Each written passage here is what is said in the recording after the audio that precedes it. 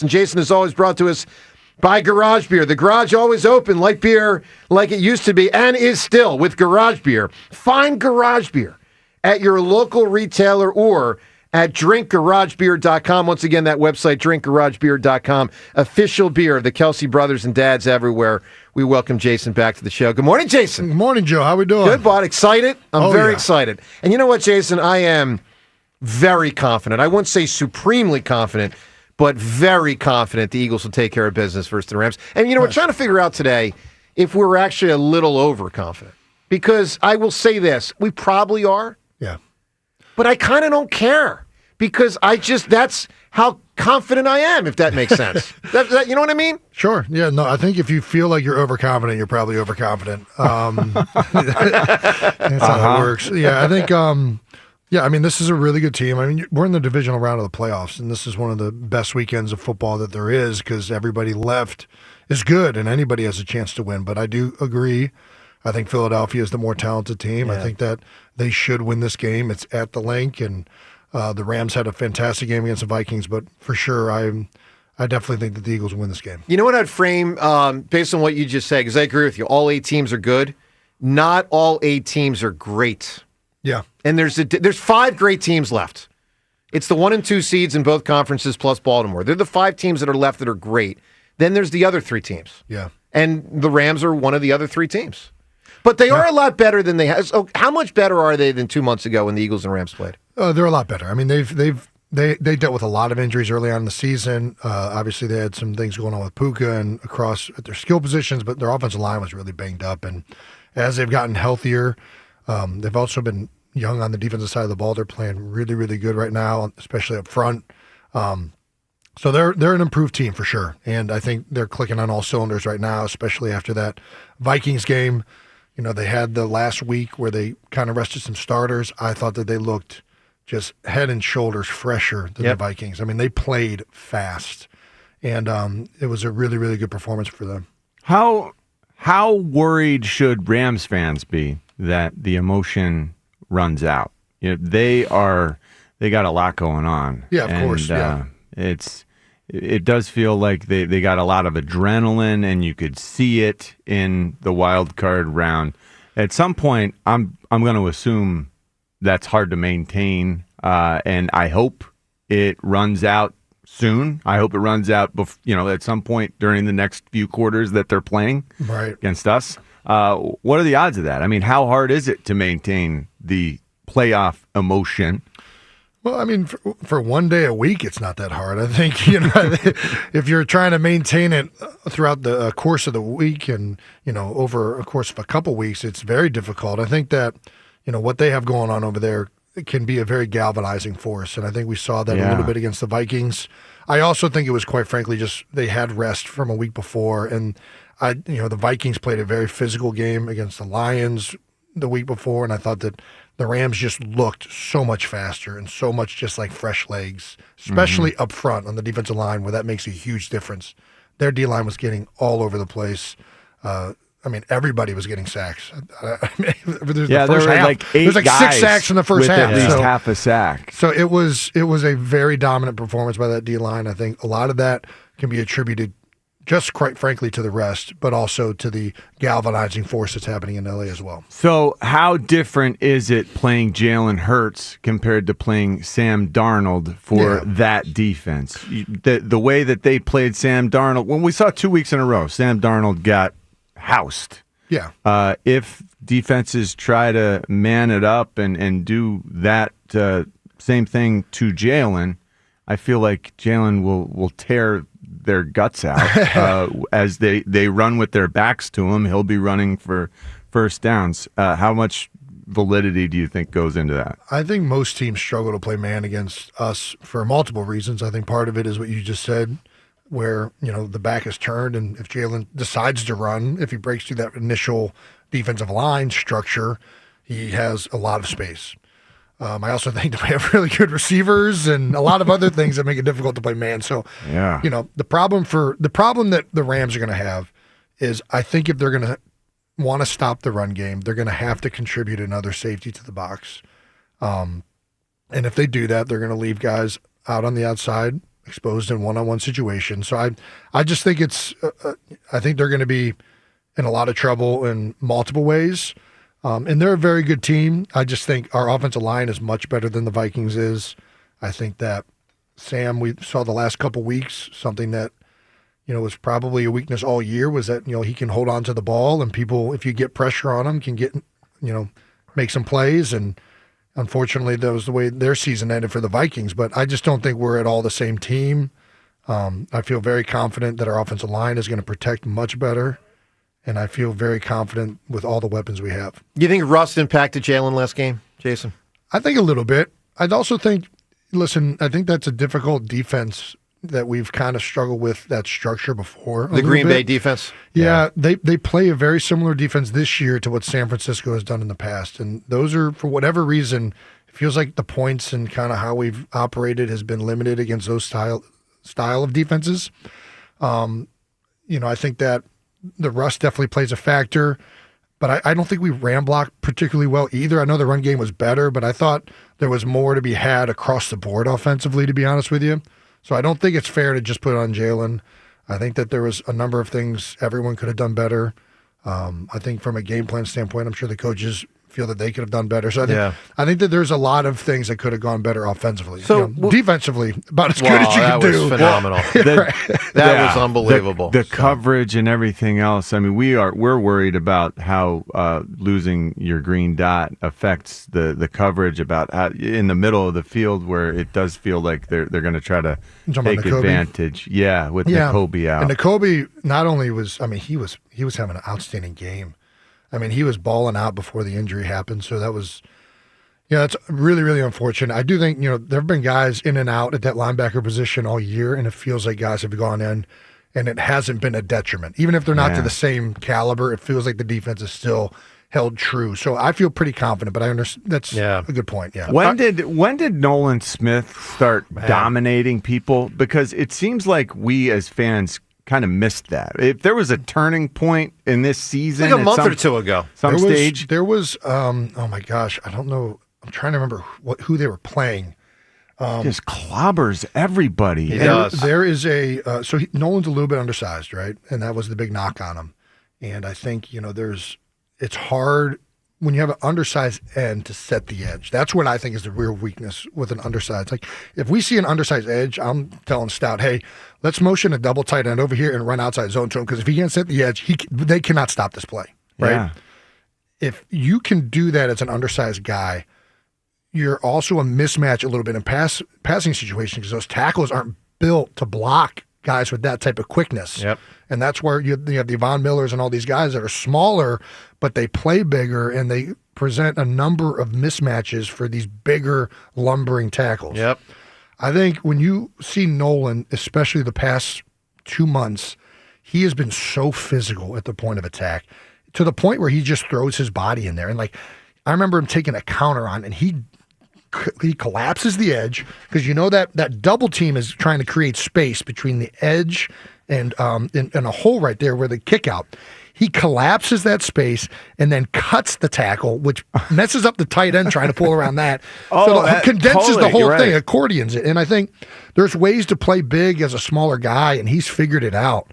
And I think he's doing a fantastic job right now in that aspect. And it's allowed him to be on the field more, and now he's having more production in the pass game and all these other things. Well, that's a huge deal, too. With the play that you're describing, a huge part of what we do, the power, the counter concept, You've got one puller, and then you've got a second puller who has to get in phase with that first puller. So when Nolan Smith blows up that first puller, he's not only dominating his matchup, but he's winning someone else's matchup for them, because that guy the puller who's supposed to be in phase with the guy who blocked Nolan is now completely taken out of the play. And it's a completely unselfish way to play, and that's the way this whole defense is playing. You're basically a kamikaze at that point. It's like, I'm just going in here, wreak as much havoc as I can so that somebody else can scrape over the top and make the play. Love it. Amazing. He's doing fantastic. All right, John, real quick, the ultimate Eagles kamikaze.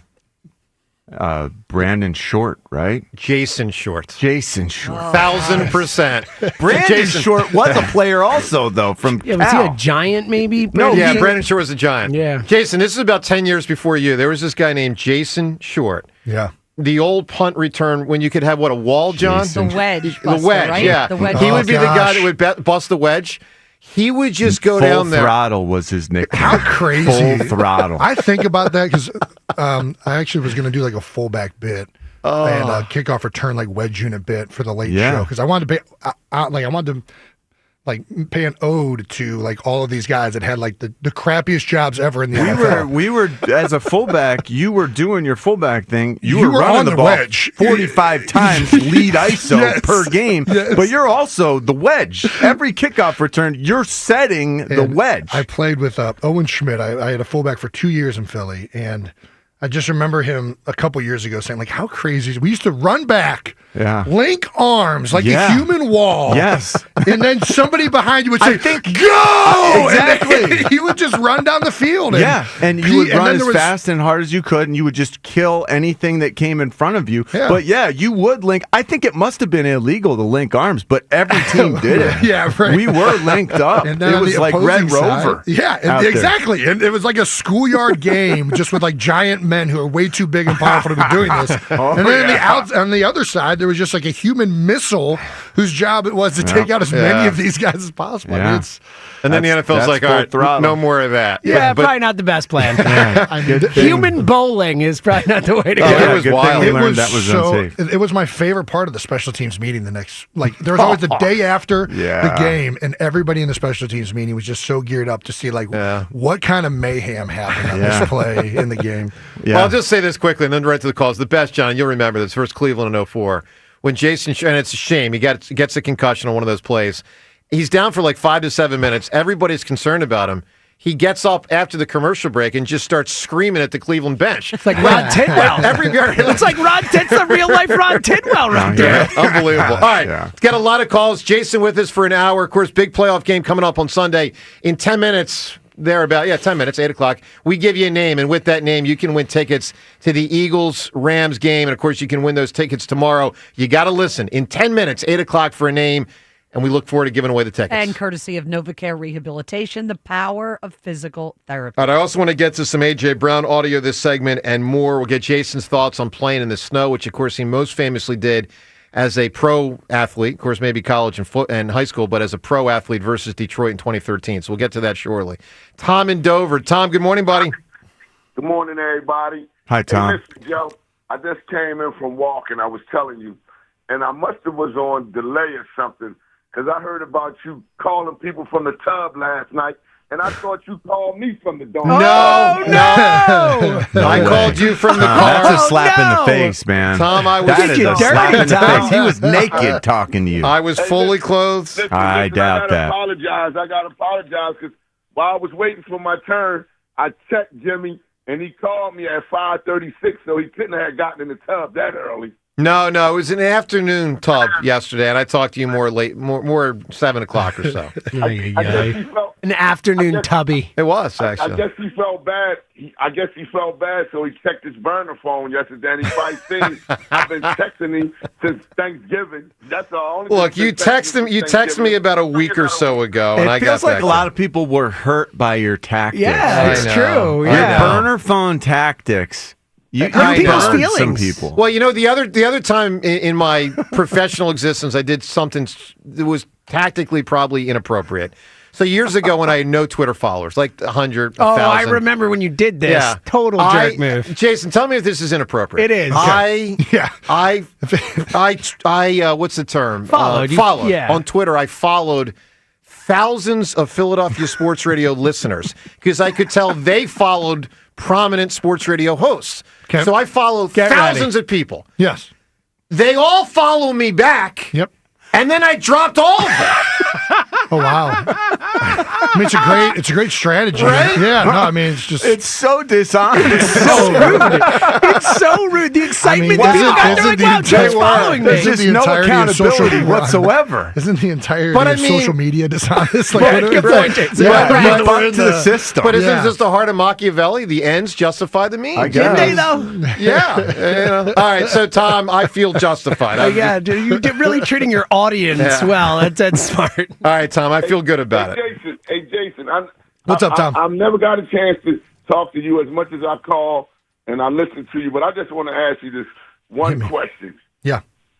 How do you feel about us making this run without you? Good question. Yeah, I mean, I'm very much happy for all of the guys there, all the coaches, all of the players. Of course, I'm one season out of it, so I do have part of me that wishes I could be there and be a part of something like this.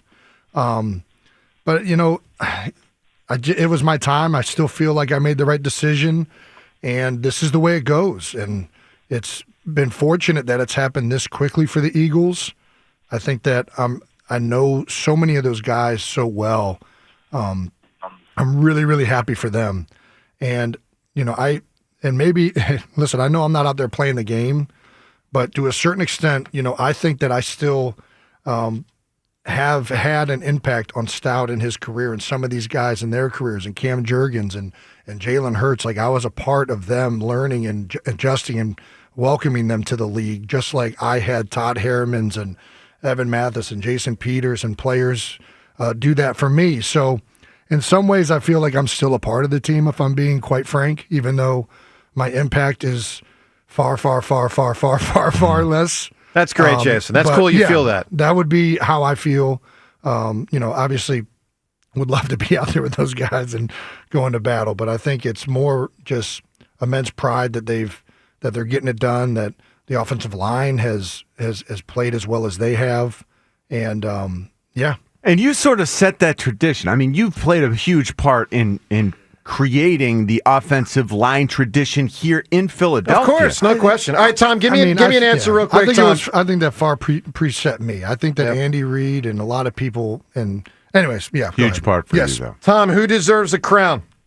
Hey, listen to this, Jay. Listen to this, Jay. Hit me. Forget that crown that John is talking about. That Joe's talking about. Get that mummer suit out. All right. Get that mummer suit out. We're going to do it again. All right, Tom. Good work, buddy. Love it. Love it. Jason, I was just thinking there when you were giving that answer, thank God you won one, and obviously credit to you and the guys. Right. You would probably view this very different if you didn't. And I got to imagine Connor Barwin, like 2016, he's an Eagle. 2017, he's not. Right. That's got to be tough on guys like that. I think it is a little bit. I mean, Because he didn't have one. You have one. He didn't get one. I think both things can be true, though. I think Connor was genuinely happy for me and Sure. other guys that he played with, and Of I think, course. of course, he misses out. Yeah. That he wasn't there for that. But I think that, I don't think that it has to be one thing or the other. Yeah. And I think that I'm probably in a similar boat here, and I think that that's okay, right? You can be happy and also, man, I wish I was out there as well. Like, I don't think it has to be one or the other. No, I'm with you. And They're I not think, mutually exclusive. I think it does help that I've won one for sure. I know that. I mean, I think there's reports or something out there, like when guys got hurt our Super Bowl year, there were guys that were upset about not being out there, right? And I think that that's very natural and very much a human emotion. But I think at the end of the day, you also feel good for your teammates. That's and great. the guys that are out there. So here's a random NFL storyline, a little under the radar, but we should bring it up because it ties into the Eagles this year and the Giants and all that. Hard Knocks might not have off-season Hard Knocks again.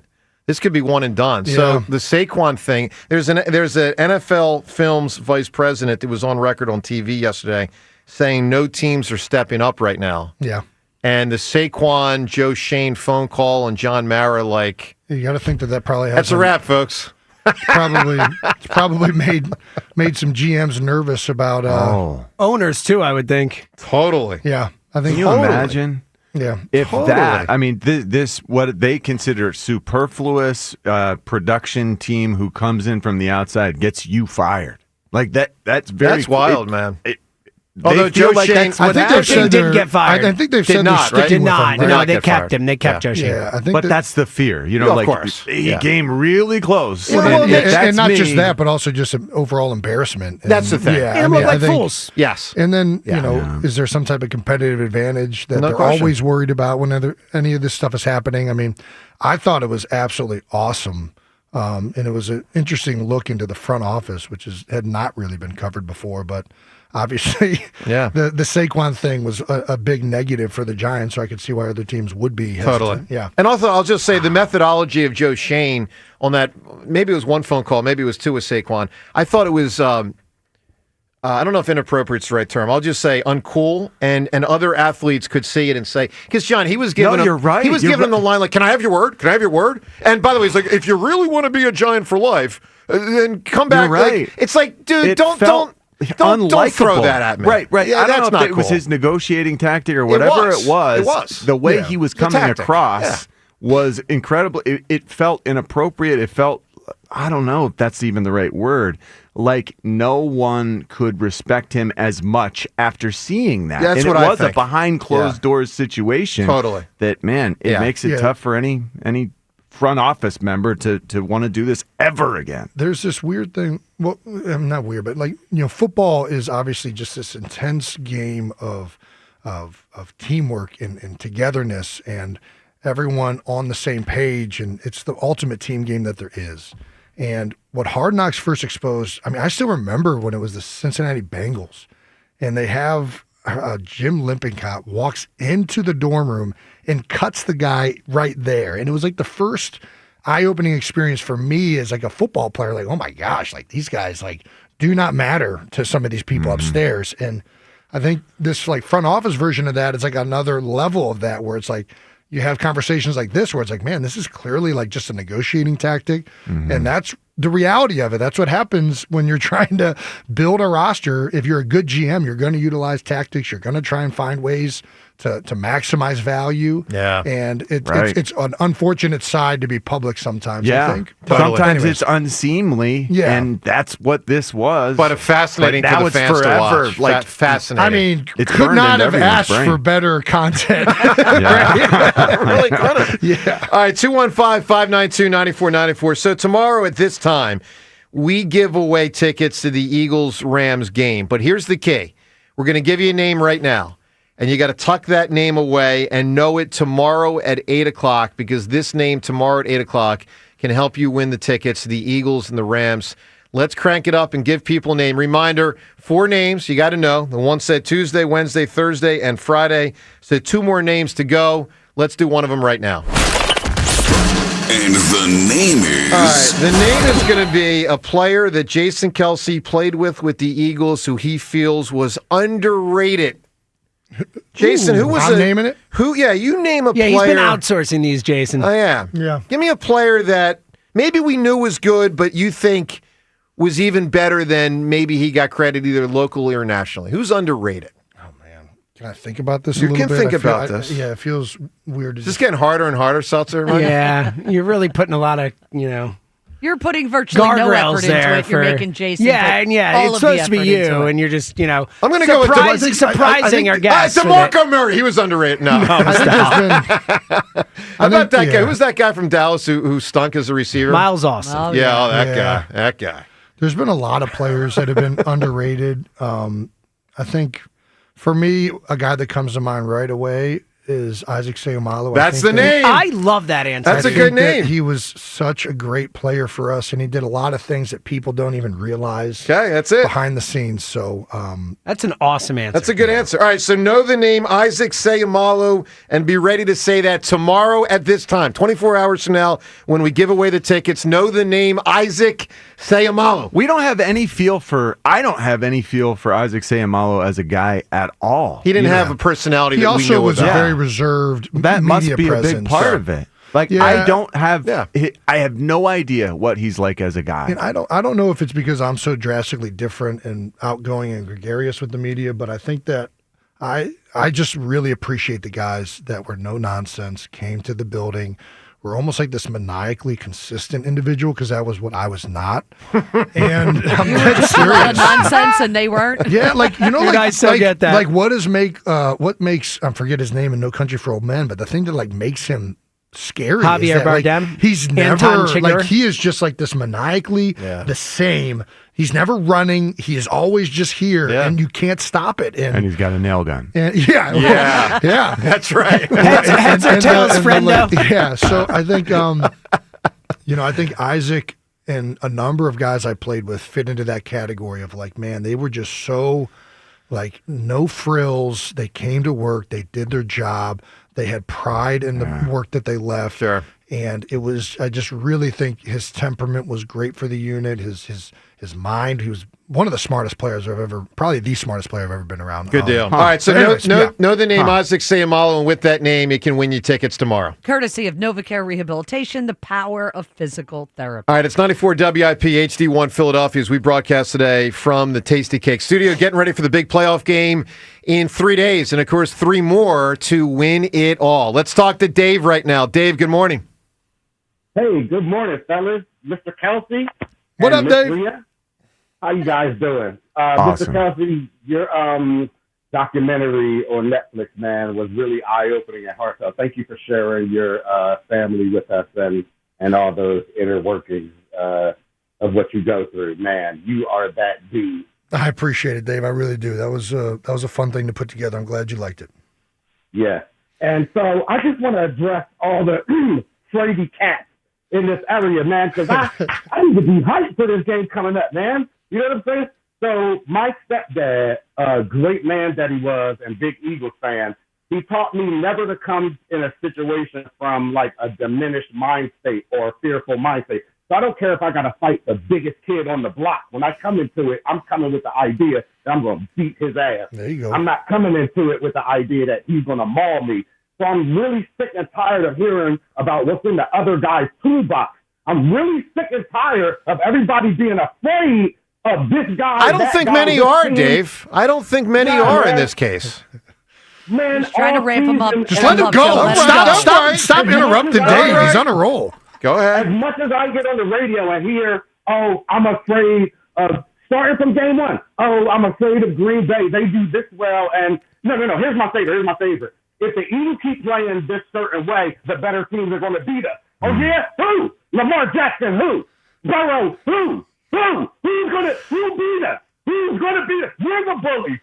We got to talk from the standpoint of we're the bullies, baby. Whether it's your stadium or our stadium, we're going to shut the windows and close the doors, turn the lights out. It's night. Everywhere we go, Well man. done, Dave. Yes, well Dave. done, sir. Dave, Well we're the done. bullies. I'm not talking from the standpoint of they need to be afraid of us. Yeah, baby. LA Rams, we're going to do you a kindness, LA Rams. With everything you're going on, your brothers in Philly, we love you. We're going to knock you in the mouth and send you home so you can deal with your personal issues because we love you and we're kind like Well that. done, Dave. Hell yeah, That's a nice way to Dave! put it. Yeah, Dave! Sideline so you can go home and deal with your issues, man. And the last thing I'm going to say,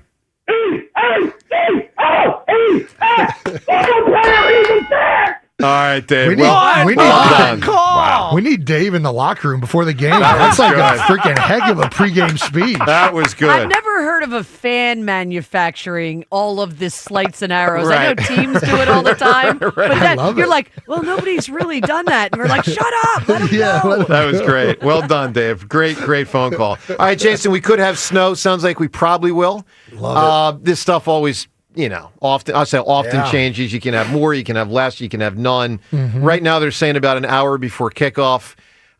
Playing in the snow. So first off, your personal experience, what it does for the game, and then secondarily, your sense of the impact on this game with this matchup. Snow Bowl, obviously 2013, your most famous one. Oh, yeah, baby. Give us your thoughts. Well, obviously it depends on how much snow, right? Like if it's just like a little bit, it really doesn't affect the game at all. It really doesn't affect it until the ground is covered in it and it starts to affect traction. I love snow. I love snow games. I love playing in them. I love spectating them. I love being in the stands. I think it's one of the beautiful things about football is that you play the game on the day, and whoever's better on that day wins. And it does impact the game, for sure. It definitely makes a difference. And I just have always loved it. And, typically, like, if it's snowing, it just puts you in the mindset of, like, being a kid again, and you're out there with your buddies. And, like, I grew up in Cleveland, Ohio, and, the moment snows on the ground, everybody's playing tackle football because it just hurts less. And I don't know, it really does hurt less. It feels like it almost encapsulates you and, like, shrouds you and protects you. Yeah. But it feels... I don't know, maybe like we ice ourselves after games to like deaden some of that pain and keep some of the inflammation out. It's almost like it's free ice. Like God is sprinkling us with stuff that makes us hurt less, and then we're going to go take it out on each other. And it really does feel like you can lay into people just a little bit more, and it's like the perfect feeling hit every time. I don't know exactly how to describe it, but I love the warmth, the extra warmth of the hit when you get tackled in the snow and you hit the ground, and it really does shroud you and augment you as a player for some reason. Yeah, there's some weird like primal instinct, I think, that just like hits you when you're in the snow and like you're in this like survival like mode and you're out there with your buddies. Oh man, it's just a very invigorating feeling. There's more glee. Oh my There's gosh. more joy. It feels like it really does transport you back to when you're out in the backyard. So there's that, like the extra, holy cow, I've got to appreciate this because it really is what it's all about. Well, so ultimately, Jason, I want to get the answer from you. Does it help or hurt the Eagles in this situation? Let's listen to something Rex Ryan said yesterday on ESPN. He's referencing, of course, his dad, our beloved Buddy Ryan, who, 30, 40 years ago, I mean, he was the guy around here. Here is Rex Ryan talking about Buddy, talking about football, talking about snow. My dad used to say, hey, when the snow flies, man, the most physical team wins. Philly, slam dunk. Yeah, it's a great quote. Is he right? And does it benefit the Eagles? Does it hurt the Eagles? Because I've heard different arguments. I've heard that. I've also heard through the years that snow and weather can help the lesser teams because wacky things happen. So how do you size this up? I mean, it can help the lesser teams or it can hurt the lesser teams who are more prone to accidents. But I think it's definitely true offensively.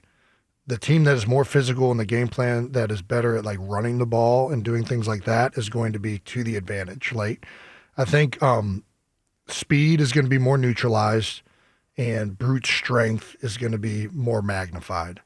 We played, you brought up the 2013 game against Detroit. I would say that front was about as physical as I've ever seen in the NFL. And I thank God every day we played them in the snow. And Dominican Sue and Nick Fairley were wreaking havoc, and we got to play them in a game where they could not get their footing.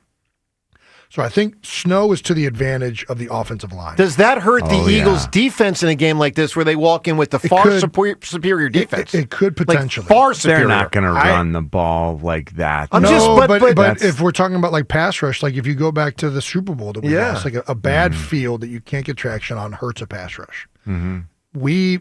As an offensive lineman, I always loved rain games and snow games, partially because my job was just going to be easier. Mm-hmm. Guys are going to be able to get on an edge less. They're going to be able to, their explosion isn't going to be the same. Yeah. And it's their job to beat me. A stalemate is my win. Mm-hmm. So I think that the team that can run the ball better is typically going to win, but it will neutralize a great pass rush, which the Eagles do have right now. Potentially. It might not. It depends on the amount and all that. I do think it's harder to throw the ball in the snow. We played Matthew Stafford in that 2013 Detroit game. That's right. And they had one big throw early on to Megatron, and then after that, it was about it. You just couldn't. I still remember going out there and looking at the secondary, and Detroit was wearing their white and silver uniforms, and you could not see the safeties. It was that much snow coming down. Can't see the safeties. I can see a shape of something that I think is a safety, but I have no idea who's over there. How do you track the safeties jockeying when you can't see them? They really are disguised. Yeah. That's great, man. So I think that ultimately, their team is much more predicated on the quarterback throwing the ball as a drop-back passer. And in general, I think those offenses are hurt more with conditions like this. That's great. Love it. That's my opinion, yeah. Love it a lot. All right, A.J. Brown, some interesting stuff he said yesterday. We'll get to that. Jaws on Jalen Hurts and this matchup against the Rams. That and more, your phone calls, and more with Jalen, of course. Your chance to talk to him. 215-592-9494.